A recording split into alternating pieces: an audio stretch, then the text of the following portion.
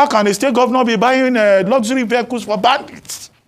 And the same man is now Minister of State for Defense. Are they going to use federal government money now to buy luxury vehicles for bandits?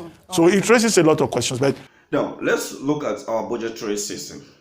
And then I have a video that I'm going to play for you that you will see what is going on with our politicians.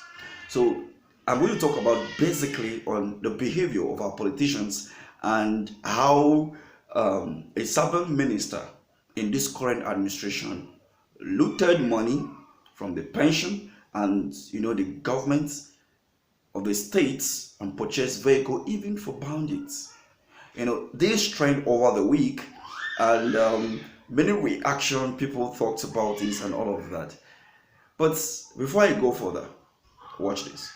Administration spent more than 15 billion naira in the government house alone. And now if you go to the president, there is no governor's office that is functioning. We even need to, we are rehabilitating it at the moment. They bought massage chairs of 50 million naira. When people are hungry, when people are dying of illiteracy and insecurity, and people are dying of malnutrition, there is no 5-kilometer road built in 4 years. They have spent billions of Zamfara states and money. They came to AMCON, the contribution of pension.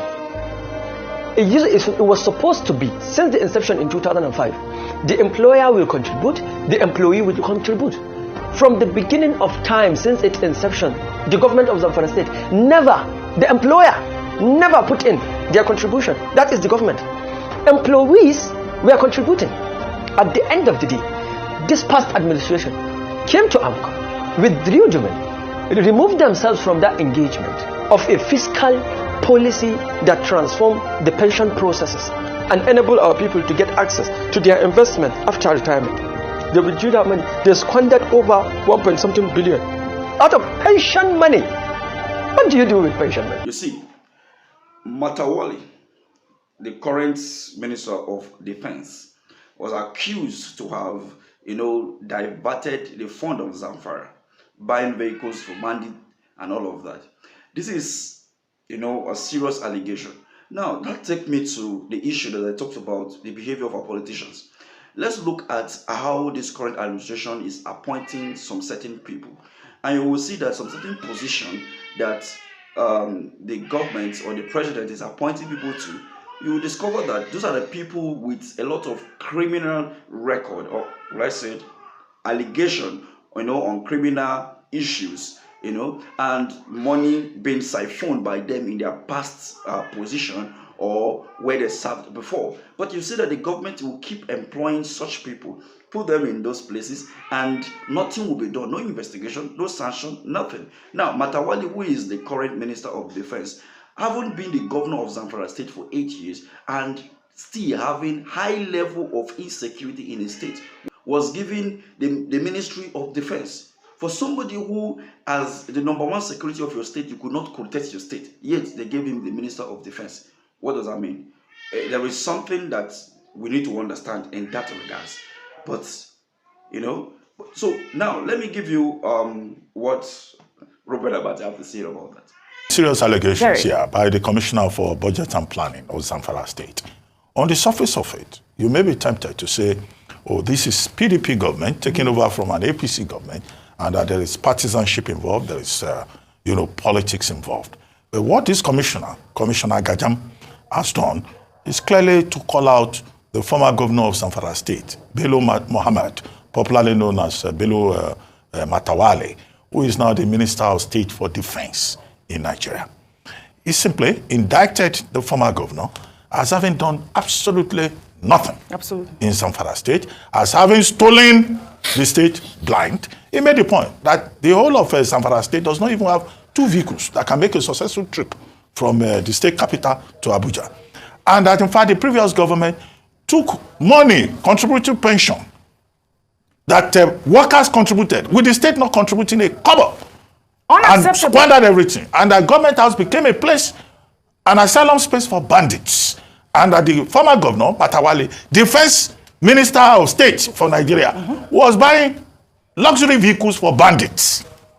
So this is a very serious allegation that I think higher authorities should look into. He even made the point that the Matawali administration in Zamfara State did nothing about health. The structures were built, but no equipment, no manpower. So if the Commissioner for Budget and Planning knows what he's talking about, I think that the Zamfara State government of Dauda Lawal, beyond partisanship, has a responsibility to make the information, whatever they have found, available to the appropriate higher authorities to call Matawali to question. Because it's not enough for him to just go on YouTube or was it whatever platform to make all these allegations. These allegations is border on defamation, yes. Matawali may say, border on reporting crime and impunity, border on public interest about what the purpose of government should be. The greater fear is that it's not only Zamfara that is in this situation. Zamfara, according to him, is 36/37 in terms of government performance under the last administration. There are other states that are like that. Mm-hmm. And Nigerians are interested in, what did you do with our money? How can a state governor be buying luxury vehicles for bandits? And the same man is now Minister of State for Defense. Are they going to use federal government money now to buy luxury vehicles for bandits? So it raises a lot of questions, but these are still at the level of allegations. The subtext is that this may be all about politics, but that has to be proven. And I expect the Minister of State for Defense, Matawali, by now, he should have come out to talk, to explain himself. He has the right to defend himself, all right. And he should do so forthwith. Mm-hmm. Otherwise, this story will become the received wisdom from Zamfara State, and it will be a stain on his reputation. All right. Talking about the Nigerian budget, now you see the budget made for there was a provision for the student loan, and we have like 5 billion naira for the student loan in the supplementary budget. Now, because this presidential yacht is now causing a lot of reaction. Now they now said, okay, we'll move the money from that presidential yacht and put it in the student loan, to appease the minds of Nigerians, to make them feel like, yes, we've heard your cry, we understand with you, so we now put this money at, in the student loan. And I even saw when there was an argument between Rufai and Ojinika, in the money show, well, they were having a disagreement, they were having a disagreement on where this money should be put into. To advocate for student loans and student grants at this moment, I applaud that move. I'd love the fact that the student loans are increased at this point, because that's where it should have, that's how it should have started. Whatever criteria that they would use so there's something called, break it down, they should do that. We need to advocate for student loans at this point. I'm sorry, I'd like to disagree with you, Oji. Right. There's something called cost accounting in finance. You account for your costs to the very letter. If we want to have student grant, it's another conversation entirely. That is why I said there should be a breakdown. But as regards this money, if you don't have use for it again, it's best you withdraw it. No, they said they want to put it to the student loan. So, I mean, that's what I have a problem with. This is not a budget to go to the market and purchase food, for the family or for an occasion. Because you cannot tell me that you budgeted for maybe 100,000 naira to purchase a bag of rice, and then you find out that no, a bag of rice is now 50,000 naira. So you have an extra 50,000 naira. Now you've already budgeted for meats for like 50,000 naira, of which you said, oh, let's move this money to that to buy more meats, for the people. Excuse me, if you analyze that, even for the house or even for an event, it's not even logical, because you've already budgeted that if you are able to purchase maybe a goats or something for 50,000, it will go around for like a number of 50 people. Then why are you still moving 50,000 naira to that area? It is for looting. You put it there, it's for looting. Now let's look at even the student loan of the thing. If you look at the criteria for this student loan, you will discover that who can even afford that student loan? Like Ojidika really suggested that it is better to have a student grant.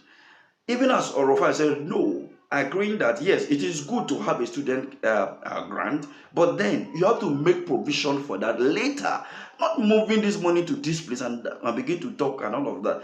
This, was is a reason why Nigeria is not even moving forward. Now, we're supposed to have people who have number 6, to be able to think, who is our Minister of Budgetary and Planning? Who are those in charge of our budgetary system and all of that? Those are the people that are supposed to sit down, do the breakdown, analyze this and bring it before the president, do and check and balance everything before bringing it forward to the National Assembly. But the National Assembly said, oh, remove this from here to here. At the end of the day, you hear that they will say, okay, how much are you giving to us? How much are you cutting for us? And all manner of, and that is the reason why you see people clamoring to go into politics, clamoring to go into, the system in order to accumulate more wealth for themselves. Because if you ask most of the politicians you see today, what do they actually do before they get into politics? Somebody will just wake up from sleep, all of a sudden you become a governor of a state. Like one governor who was in a park before. From there he become a governor of a state. He now a multi-millionaire as a governor. He's now claiming that he's a business person. He was in business, before he became a governor. He was a tout before he became a governor. And from there, he now become because he stole the people's money. I'm not going to mention anybody's name. We all know we should go and do our research. But if we continue this way, just like some people will say, when you mention Peter Obi or you say something, they will begin to shout. A man who came third, they will begin to shout like, he cannot be the president of this country and all of that. But look at the situation. Look at what is happening in the country right now. Is it something that we should continue to live upon? Is it something that we should continue to, fold our hands and watch them run down the country until the country no longer exists? The decision is yours to make. Thank you for watching. Please be civil in making your comments, and remember not to jump up to defend any politician who doesn't really care about you.